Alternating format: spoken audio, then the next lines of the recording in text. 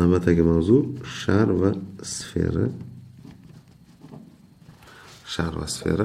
Demak, shar va sfera go'yoki tekislikdagi aylana va doiraga o'xshab ketadi. Demak, fazodagi sharda hajm mavjud, sferada esa demak hajm tushunchasi mavjud emas. Ya'ni to'la sirti bor ikkalasida ham. Umumiysi bu xuddi doirada yuza mavjud, aylanada esa yuza mavjud emas degan tushunchalarga qiyoslanishi mumkin. Demak, formulalarga keladigan bo'lsak, ular demak formulalarning o'rtasida umumiy o'xshashliklar mavjud albatta. Demak, to'la sirti 4 pi r kvadrat formula orqali aniqlanadi. Shar va sfera uchun umumiy bular. Hajmi, sharning hajmi albatta endi v shar 4/3 demak pi r kub formula orqali aniqlanadi. Balandligi h ga teng.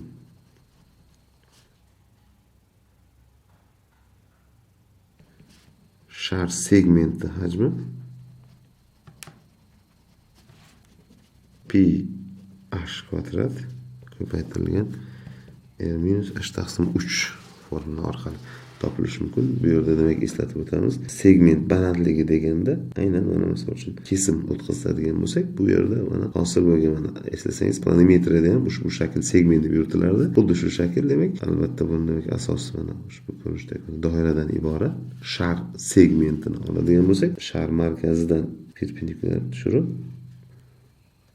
A nuqta bu O1 bu O shar markazi. Demak, O1 kesma bizda h, ya'ni segment balandligi deganda shar markazidan o'tkazilgan kesimga tushirilgan perpendikulyarning davomi demak sharni A nuqtada kessa, O1 balandlik bu demak segment balandligi deb yuritiladi.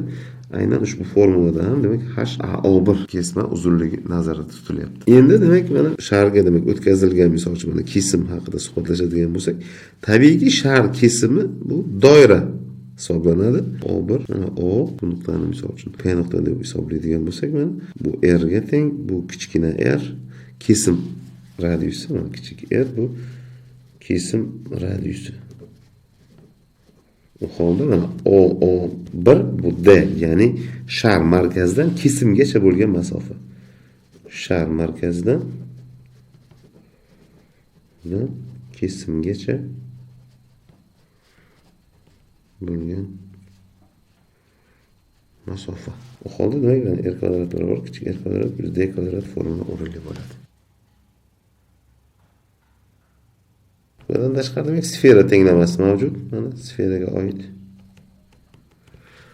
Xuddi aylana tenglamasini eslatadi ushbu yozuv. R kvadrat formula orqali aniqlanadi. Bunda sfera markazi ABC koordinatalariga ega. Bu yerda mana sfera markazi. R esa sfera radiusi. Bundan xulosa tariqasida aytish mumkin. Demak, shar tenglamasi ham mavjud. Xuddi demak doira tenglamasi mavjud. Doira tenglamasiga o'xshab aniqlanadi. Shar tenglamasi bu yerda x minus a ni kvadrati, y minus b ni kvadrati, z minus c ni kvadrat bu yerda kichik yoki teng r kvadrat tarzda ko'rsatilishi mumkin. Bunda demak ahamiyat bersangiz, ushbu r masofadan katta bo'lmagan barcha nuqtalar to'plami deb tushunish mumkin. Keling endi ushbu demak shar va sferaga oid ayrim masalalarni ko'radigan bo'lsak, mana dastlabki masala sharning radiusi, demak radiusni berishyapti. Masala shartda mana r radius 8/pi ga teng. Radiusning oxiridan u bilan demak 60 gradusli burchak tashkil etuvchi tekislik o'tkazilgan. Kesim yuzini toping demak mana chizmada tasvirlaydigan bo'lsak, radius berilgan mana radius. U bilan demak 60 gradusli burchak tashkil qiluvchi demak mana ushbu ko'rinishdagi mana tekislik o'tkazilgan. Bu natijasida mana tekislik albatta mana doira ko'rinishida bo'ladi. 60 gradus ushbu burchak demak 60 gradus alfa burchak. 60 gradus tashkil qiladi. Ushbu demak bo'yalgan kesim yuzini toping. Bunda demak shar markazidan tekislikka ya'ni o'tkazilgan kesimga perpendikulyar tushirsak, tabiiyki bu kesimning markaziga proyeksiyalanadi.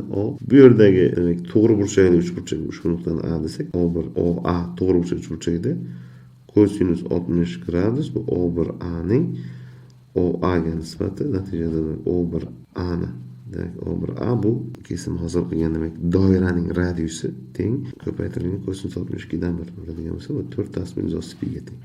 Va bu demak kesim yuzi bu doira yuziga teng bo'lganligi sababli pi r kvadrat formulaga ko'ra uni 16 ga teng ekanligini aniqlashimiz mumkin bo'ladi. Navbatdagisi shar sirtining yuzi, demak shar sirtining yuzi s quvga teng bo'lsa, demak shar hajmini topish talab qilinyapti. Bunda demak 4 pi r kvadrat bilan quvga teng bo'ladigan bo'lsa, r ni osongina topishimiz mumkin. Hamda hajmini topish uchun 4/3 pi r kub bo'lsa, bu demak bunda esa 4 pi ko'paytirilgan 4 pi. Buni natijasida demak mana pilar vazlari qisqaradi hamda masalani yechimi 6 ildiz pi ko'rinishda, ya'ni quv ko'paytirilgan quv pi bo'lingan 6 pi ko'rinishda ekanligi demak aniqlashimiz oson. Navbatdagi masala.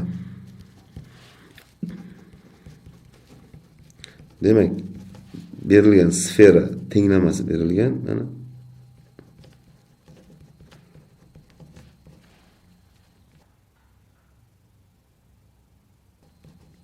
10 bo'ladigan bo'lsa, uning demak dastlab markazini aniqlash talab qilinyapti hamda sferani radiusini topish talab qilinyapti. Bu xuddi aylana tenglamasi singari to'la kvadratlarga ajratib chiqiladi. Bu yerda demak mana x kvadrat minus 8x plus 16, y kvadrat plus 2y plus 1, z kvadrat minus 4z plus 4. Ahamiyat bersangiz, demak son qiymatlari 16, 1, 4 qo'shildi chap tomonga. 21 ni demak o'ng tomonga ham qo'shsak, demak 31 ga teng bo'ladi. Natijada ushbu ifodani shakllantirib